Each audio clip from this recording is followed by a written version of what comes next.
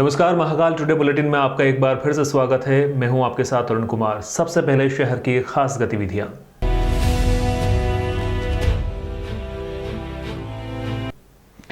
2 दिन पूर्व महाकाल मंदिर में प्रोटोकॉल के आधार पर दी जाने वाली अनुमति का एक कालाबाजारी का मामला सामने आया था। एक युवक द्वारा 100 रुपए की रसीद के 250 रुपए लेकर दर्शन कराए जा रहे थे। इसके बाद महाकाल मंदिर में जब इस बात का पता चला तो हड़कंप मच गया। हालांकि इस युवक के पीछे कौन कौन लोग शामिल है, महाकाल थाना पुलिस इस बात की सर्चिंग कर रही है। प्रोटोकॉल दर्शन सुविधा की रसीदों से सामान्य दर्शनार्थियों को ज्यादा रुपए लेकर दर्शन करने का नया मामला सामने आया है। मंदिर प्रबंध समिति ने प्रोटोकॉल दर्शन के लिए 100 रुपये शुल्क निर्धारित करने के साथ ही इसकी अनुमति के लिए सिफारिश और अनुशंसा का नियम बना रखा है। पकड़ा गया लड़का फूल बेचने का काम करता है। इसमें सवाल ये है कि प्रोटोकॉल दर्शन की अनुमति इसके पास किसकी सिफारिश प्रोटोकॉल दर्शन से अनुमति पहुंची है। प्रोटोकॉल से ये भी पता किया जाएगा कि उक्त रसीदें किन श्रद्धालुओं के लिए किसके माध्यम से बनवाई गई थी। महाकालेश्वर मंदिर में दर्शन के नाम पर श्रद्धालुओं से ठगी के कई मामले पहले भी आ चुके हैं। मंदिर में भस्म आरती परमिशन की कालाबाजारी के बाद अब प्रोटोकॉल रसीद की भी कालाबाजारी का खुलासा हुआ है। प्रोटोकॉल कार्यालय की रसीद से अन्य श्रद्धालुओं को ज्यादा रुपए लेकर दर्शन कराने का प्रयास कर रहे एक नाबालिग फूल बेचने वाले लड़के को मंदिर के प्रशासक और सुरक्षा कर्मियों ने पकड़कर पुलिस के हवाले किया है। इस पूरे मामले में महाकाल थाने में एफआईआर के लिए प्रशासक गणेश कुमार धाकड़ ने आवेदन दिया है। 2 दिन पूर्व हुए इस घटनाक्रम में अब तक पूर्ण जांच नहीं हो पाई है। हालांकि मंदिर प्रशासक द्वारा 2 दिन पहले ही पुलिस को जांच और कार्रवाई के लिए आवेदन दिया जा चुका है। अब देखना यह है कि पुलिस इस मामले की जांच कर कब तक इस कालाबाजारी से पर्दा उठाती है और कौन कौन इसमें शामिल है, ये भी पता लगाती है। महाकाल मंदिर में साल के आखिरी दिनों में आस्था का सैलाब उमड़ रहा है। देश भर से बाबा महाकाल के दर्शन के लिए भक्त आ रहे हैं। ऐसे में तथाकथित दलालों का खुलासा होना बहुत आवश्यक है। महाकाल मंदिर के पुजारी पंडित भूषण व्यास के मुताबिक महाकाल मंदिर प्रबंध समिति को ऐसे लोगों पर सख्त कार्रवाई करना चाहिए। बाइट पंडित भूषण व्यास, मंदिर पुजारी। तो एक ही रसीद थी 250 वाली वीआईपी रसीद। इसके बाद फिर क्या है कि प्रोटोकॉल के नाम से एक रसीद चालू करी 100 रुपये वाली। इसमें एक मानक तय हुई थी कि प्रोटोकॉल के जो अधिकारी वर्ग में आते हैं, प्रोटोकॉल के अधिकारी, ये सिर्फ उनके लिए रसीद काटी जाए। बट हमारे जो पंडा पुजारी जो परिवार हैं, जो सानिध्य में परिवार है, उनकी रसीद कटा करके हम इस चीज़ को लाते हैं। तो अब ये हो गया साहब कि इसका मानक ही बिगड़ गया। जो चाहे वो 100 रुपये की रसीद कटाए और 250 रुपये मंदिर को नुकसान कर रहा हो। यहाँ पे कुछ छूट भैया नेता दलाल वो भी चालू हो गए। तो ये 100 रुपये की जो प्रोटोकॉल की रसीद है, इसका मानक तय जो किया है उसको अपने मंदिर समिति को देखना चाहिए। ऐसे अव्यवस्था ही नहीं फैले, मंदिर का नाम खराब होता है। अभी परसों कोई पकड़ाया गया है 100 रुपये की रसीद बेच करके, 250 रुपये के नाम से 100 रुपये की रसीद का धंधा चल रहा है यहाँ पे। देश भर के साथ ही शहर में भी 25 दिसंबर को प्रभु यीशु के जन्मोत्सव की धूम रहती है, लेकिन कोरोना के बढ़ते संक्रमण की वजह से इस बार प्रभु यीशु का जन्म शाम 7 बजे से लेकर 10 बजे के बीच मनाया गया। कार्यक्रम के दौरान सबसे पहले प्रार्थना की गई, यीशु को याद किया गया। यीशु के बारे में समाजजनों ने फादर को सुना। यीशु के जन्म लेते ही आतिशबाजियां की गई। एक यात्रा चर्च के अंदर ही निकाली गई। अग्नि के पास यीशु को गोद में लिए फादर ने प्रेयर की और सभी समाजजनों ने भी इस प्रेयर में हिस्सा लिया। अंत में समाजजनों ने यीशु के जन्म के बाद केक काटा और समाजजनों ने एक दूसरे को गले मिलकर मैरी क्रिसमस कहकर बधाइयां, शुभकामनाएं दी।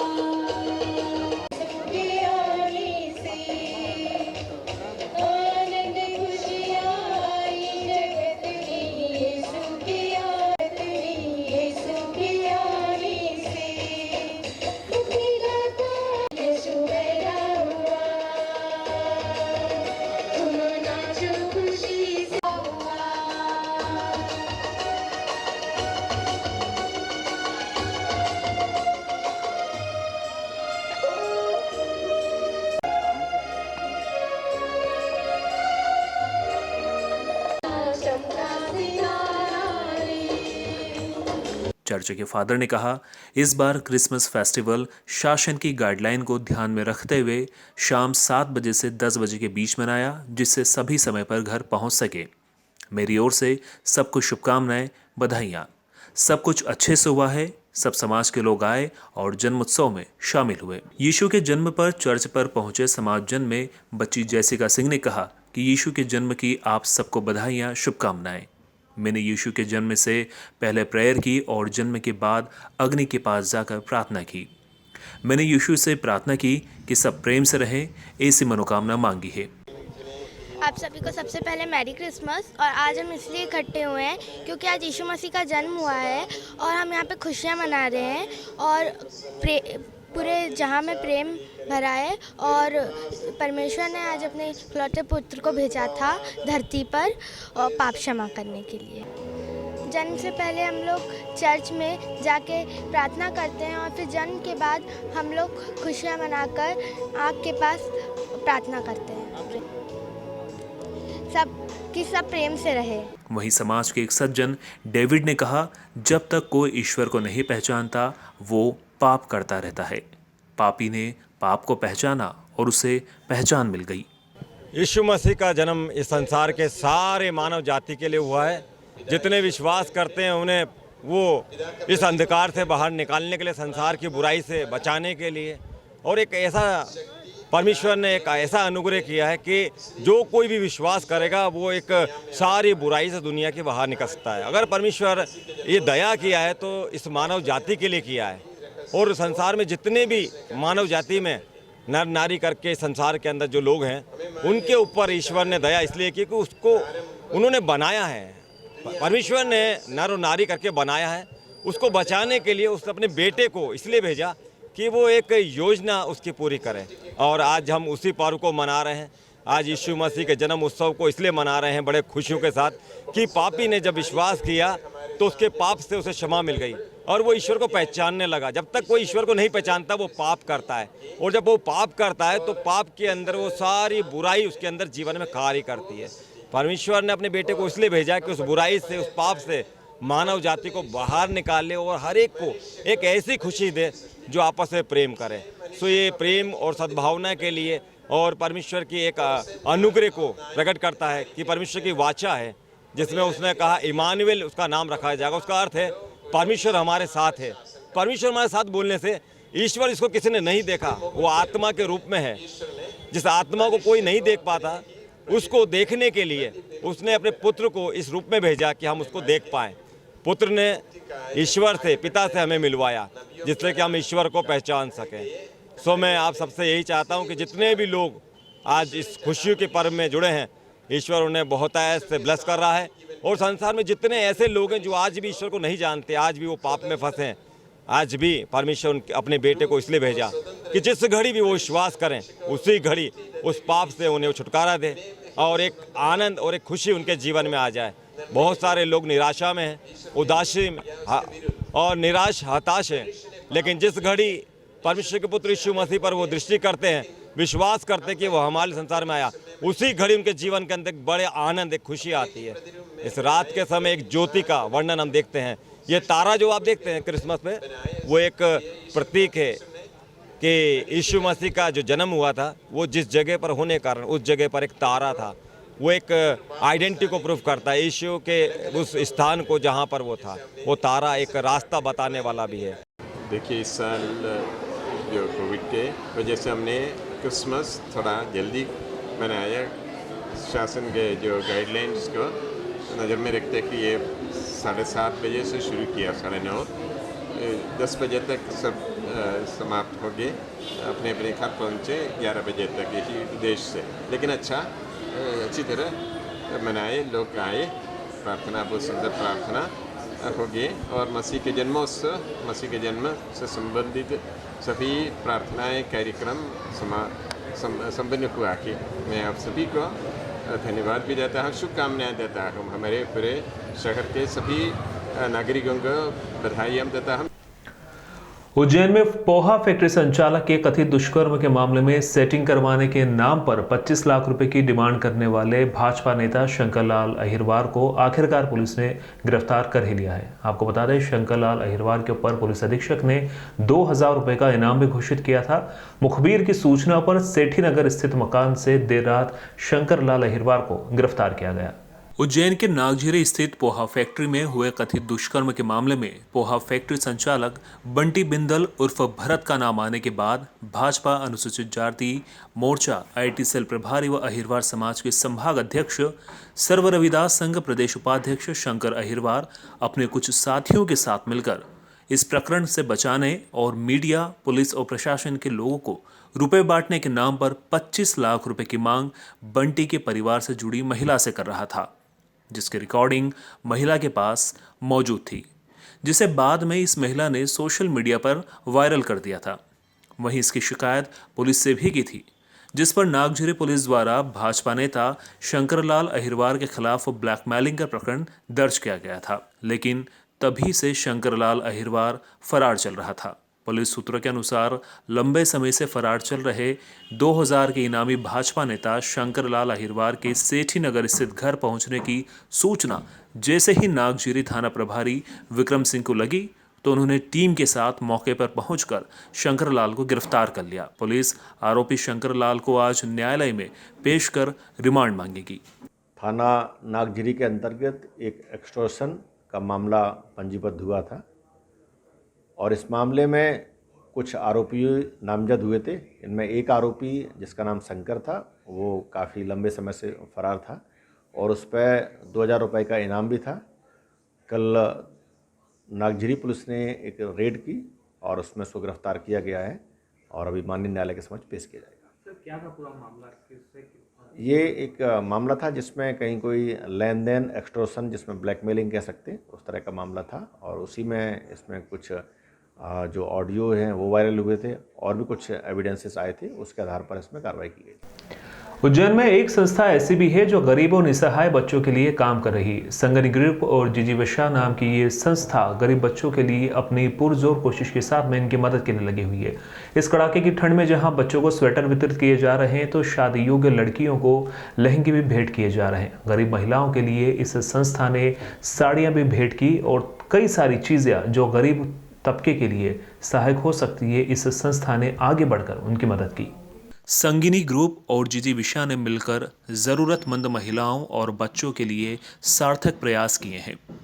कोरोना महामारी में मर चुके ऐसे कई परिवार हैं जो स्लम बस्ती में रहते हैं, जिनकी बेटियों की शादियां होना है। कुछ दिनों में ऐसे ही परिवार की बच्चियों को शादी होना है। इस कारण परिवार को बहुत सारी चिंताएं रहती हैं।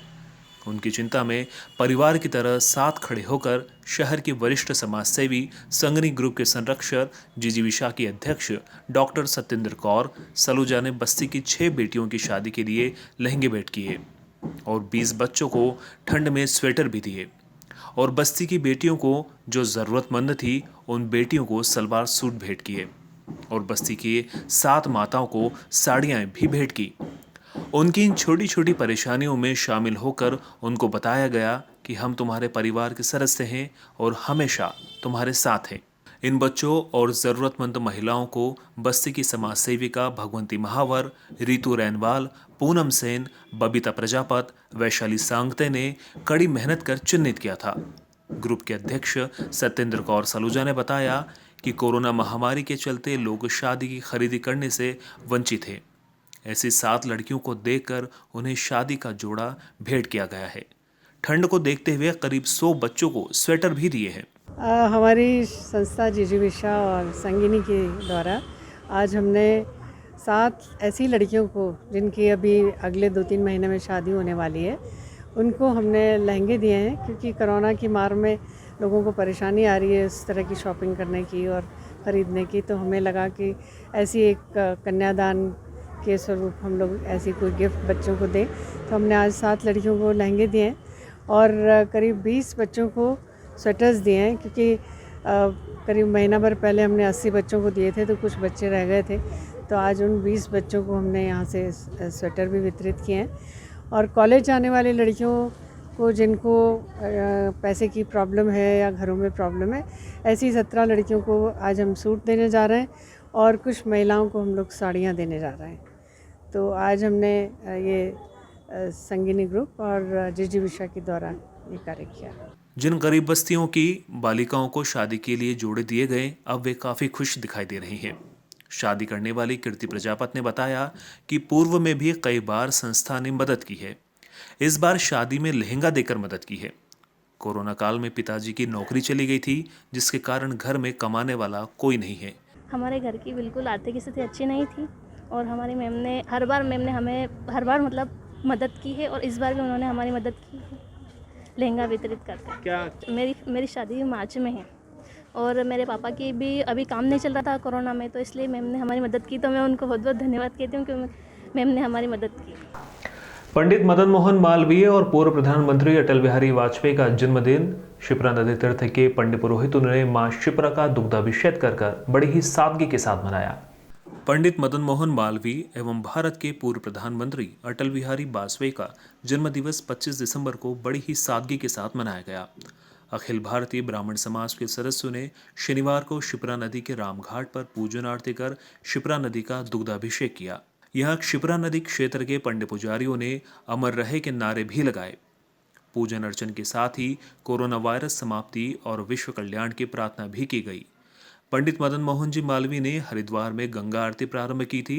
गंगा की तरह ही शिप्रा जी का भी महत्व है। सभी तीर्थ पुरोहित और पुजारी परिवार ने मां शिप्रा की महाआरती की। पंडित मदन मोहन जी मालवीय और पूर्व प्रधानमंत्री अटल बिहारी वाजपेयी की जयंती मां शिप्रा से प्रार्थना की है कि कोरोना की तीसरी लहर समाप्त हो और विश्व का कल्याण हो। मोदी जी के नेतृत्व में भारत विश्व गुरु बने और प्रार्थना की कि मां शिप्रा से सभी का कल्याण हो। मां शिप्रा का नाम लेने से एवं आचमन करने से शरीर के रोग, पीड़ा, कष्ट और पितृदोषों का निवारण होता है।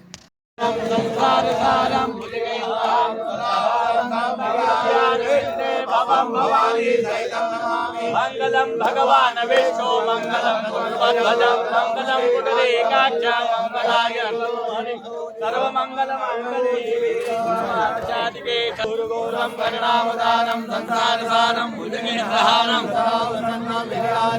भवं भवानी सहितं नमामि। मंगलम भगवान विष्णु मंगलम गुरुध्वजं शिवे सर्वाधिशालिने शरण्ये त्र्यंबके गौरी नारायणी नमोस्तुते। शीतले करणम्मा शुद्ध्यो धरणम्मा देव्यो सुमोदयते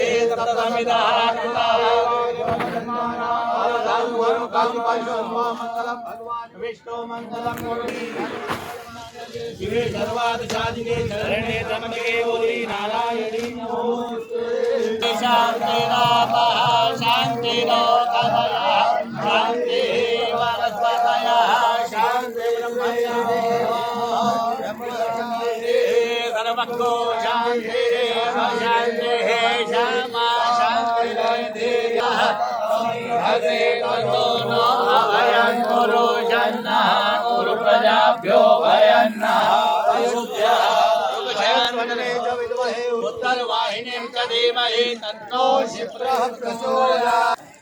आज पंडित अटल बिहारी वाजपेयी भारतीय जनता पार्टी के संस्थापक एवं पंडित मदन मोहन मालवीय जी की जन्मदिन के उपलक्ष्य पर आज सभी पंडा लोग एवं तीर्थ पुरोहित उन्होंने यहाँ पर इनकी स्मृति में दूध शिप्रा माता का पूजन एवं दूध अभिषेक किया और प्रार्थना की शिप्रा माता से कि ये कोरोना वायरस पूरा ख़त्म हो और सभी जनताओं से निवेदन है कि मास्क लगाएं, सैनिटाइजर का उपयोग करें और सोशल डिस्टेंसिंग का पालन करें। ब्राह्मण समाज के तत्वाधान में आज अटल बिहारी वाजपेयी और पंडित महामना मदन मोहन मालवीय जी की जयंती मनाई गई। माँ शिप्रा का दूध अभिषेक किया गया और प्रार्थना की गई है कि कोरोना तीसरी जो लहर आ रही है वो समाप्त हो और विश्व का कल्याण हो। नरेंद्र मोदी के नेतृत्व में भारत महागुरु के रूप में उभरे और सभी से प्रार्थना की गई है कि मास्क लगाएं। क्रिसमस पर्व की छुट्टियां और इधर वर्ष के अंतिम दिन होने के कारण महाकालेश्वर मंदिर में श्रद्धालुओं की भीड़ बढ़ती जा रही है। मंदिर प्रशासन की अगर माने तो आने वाले समय में नए वर्ष के दिन ये दिन ब दिन भीड़ बढ़ती ही चली जाएगी। उज्जैन के विश्व प्रसिद्ध महाकालेश्वर मंदिर में शनिवार को श्रद्धालुओं की बड़ी संख्या दिखी गई। दरअसल क्रिसमस पर्व के कारण शासकीय छुट्टी होने की वजह के साथ ही वर्ष के अंतिम दिन होने से यहां देश के कोने कोने से श्रद्धालु बाबा महाकाल के दर्शन करने पहुंच रहे हैं। प्रसाद काउंटर के साथ ही वीआईपी व प्रोटोकॉल दर्शन काउंटरों पर श्रद्धालुओं की लंबी लंबी कतारें देखी गई। श्रद्धालुओं की संख्या अधिक होने के कारण गर्भगृह में दर्शन पर प्रतिबंध लगा दिया गया है। अब सभी बैरिकेड से ही दर्शन कर रहे हैं। साथ ही श्रद्धालुओं के लिए दर्शन व्यवस्था का समय अब बदलकर सुबह 6 से रात 9 बजे तक कर दिया गया है। मंदिर समिति को भी नववर्ष का आगमन तक लगातार श्रद्धालुओं की संख्या में इजाफा होने की संभावना है। मंदिर के पुजारी जय चौबे के अनुसार भीड़ बढ़ने से दर्शनार्थियों को दर्शन करने में भी परेशानी का सामना करना पड़ रहा है। आज भी छुट्टियां चल रही है, इसमें अधिक से अधिक तादाद में दर्शनार्थी यहाँ महाकालेश्वर मंदिर में आ रहे हैं। इस पे ज़्यादा से ज़्यादा कम से कम हज़ारों की संख्या में अभी तक लोग दर्शन कर चुके हैं। अभी पूरा दिन बाकी है। जो अभी रसीदें मिलती है मंदिर की तरफ से उसमें भी लाइनें लग रही हैं और इस कारण से अभी खूब ज़्यादा भीड़ बढ़ने के कारण से भक्तों को अच्छे दर्शन भी मिल पा रहे हैं। ओमिक्रॉन से बचाव के लिए उज्जैन जिला कलेक्टर ने सभी प्राइवेट अस्पतालों के डॉक्टरों की एक बैठक ली। उन्होंने इस बैठक में सभी डॉक्टरों से ये जानना चाहा कि शहर में बढ़ते ओमिक्रॉन के केसेस और साथ में बढ़ रहे कोरोना के केसेस को किस तरह से हैंडल किया जाएगा। अगर केसेस में लगातार बढ़ोतरी होती है तो आम मरीजों से इन मरीजों को कैसे दूर रखा जाएगा। हालांकि कलेक्टर ने अब बाहर से आने वाले लोगों की जाँच भी करवाना शुरू कर दी है। उज्जैन कलेक्टर ने ओमिक्रॉन वेरिएंट को फैलने से रोकने के लिए आम जनता से आह्वान किया है कि वे भीड़ भाड़ वाली जगह पर न जाएं और सोशल डिस्टेंसिंग का पालन करें। भले ही प्रदेश में अभी ओमिक्रॉन वेरिएंट नहीं आया हो, लेकिन उज्जैन कलेक्टर आशीष सिंह ने प्राइवेट अस्पतालों की बैठकें लेना शुरू कर दी है। बैठक में साफ तौर से सभी संचालकों और डॉक्टरों से पूछा गया कि किस तरह से ओमिक्रॉन के मरीजों को इलाज दिया जाएगा व किस तरह से उन्हें अन्य मरीजों से दूर रखा जाएगा। वहीं कलेक्टर ने अस्पताल संचालकों को निर्देश दिए हैं कि जिस तरह कोरोना महामारी में अस्पताल में सहयोग किया था, उसी तरह अगर ओमिक्रॉन वेरिएंट आता है तो पिछली आने वाली वेव से लड़ने की तरह ही सहयोग किया जाए, जिस पर सभी ने सहमति जाहिर की है। आईएमए के अध्यक्ष डॉक्टर कात्यन मिश्र ने बताया कि उज्जैन कलेक्टर ने सभी अस्पताल के संचालकों को बुलवाया था। बैठक में आने वाली वेब की तैयारी के बारे में जानकारी ली गई, जिस पर सभी अस्पताल के संचालकों ने एक बार फिर प्रशासन का सहयोग पूरी ताकत से करने की बात कही है। दरअसल आज कलेक्टर साहब के बुलावे पर हम लोग आए थे और वो ये था कि ओमिक्रॉन जो नया वेरिएंट आया है इसकी क्या तैयारियां प्राइवेट हॉस्पिटल्स की हैं और किस तरह से इस वेरिएंट को किन पेशेंट्स को एडमिट करा जाए। प्राइवेट हॉस्पिटल्स को वापस उसी तरह से कमर कसकर तैयारी करनी होगी जैसे सेकेंड वेव के टाइम पर करी थी और सभी पेशेंट्स जो कोरोना के आए उनकी जी जान से जो देखभाल प्राइवेट हॉस्पिटल्स ने, गवर्नमेंट हॉस्पिटल्स ने सबने मिलकर करी थी। अगर भगवान न करे उस तरह की वेव आती है तो प्राइवेट हॉस्पिटल्स वो तैयारी फिर से रखें। यही बात कहने के लिए आज जिलाधीश महोदय ने हम सबको यहाँ बुलाया था और हम सब ने उनसे बात करके और पूरी तरह से उन्हें आश्वस्त करा है कि हम उसी ताकत के साथ कोरोना वायरस से लड़ेंगे, उनके नेतृत्व में उसी तरह से लड़ेंगे जैसा हमने पिछले वेव के टाइम पर उनके साथ कंधे से कंधा मिलाकर ये लड़ाई लड़ी थी और ईश्वर की कृपा से उस संकट से हमने पार पाया। शहर में बढ़ते कोरोना के मरीजों को देखते हुए उज्जैन जिला कलेक्टर ने ओमिक्रॉन वेरिएंट फैलने वाली जगह से आने वाले लोगों की जांच करवाना शुरू कर दी है। जो लोग बाहर से आ रहे हैं उनकी जानकारी प्रशासन द्वारा ली जा रही है और उनका चेकअप भी करवाया जा रहा है। दुबई से आने वाली महिला भी पॉजिटिव आई थी, जो चेकअप में पॉजिटिव पाई गई थी। वाले जितने भी लोग हैं और ख़ास तौर पर जहां पर ओमिक्रॉन वेरिएंट जो है ज़्यादा फैला हुआ है, वहां के सभी लोगों की ट्रैकिंग हमारे द्वारा करी जा रही है। जैसे ही हमको सूचना प्राप्त होती है, एक तो हमारे द्वारा पूरी सूचना ली जा रही है कि किस किस फ्लाइट से किस किस प्रकार से लोग यहाँ पर बाहर से आ रहे हैं।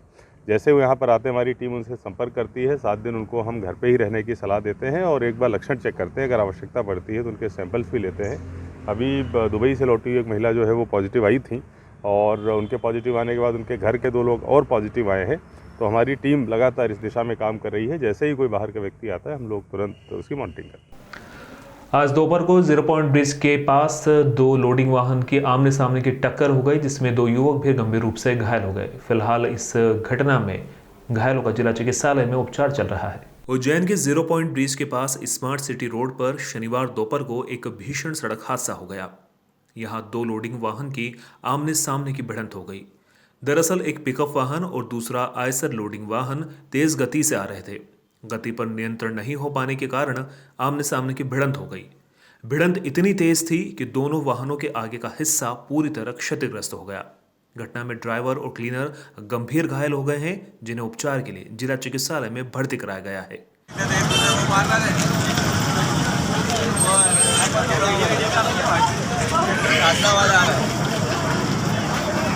साधना वालों का स्वागत है सामने। एक आदमी घायल है।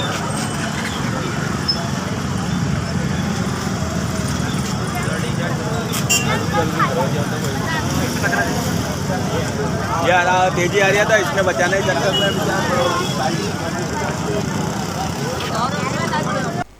रामघाट स्थित नागचंद्रेश्वर मंदिर में चोरों ने बीती रात धावा बोला। चोरों ने यहां पर रखे दान पात्र की पेटी को काट कर उस पर रखे 2000 रुपए करीब की दान राशि चुरा ली।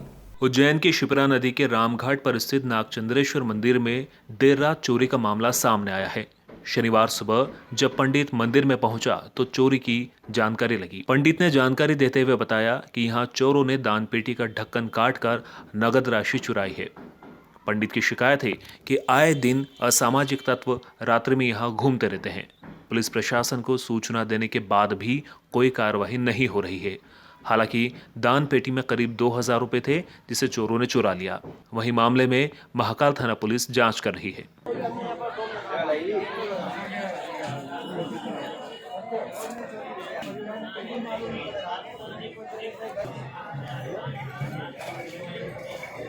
ये रामघाट का नागचंद्रेश्वर मंदिर है।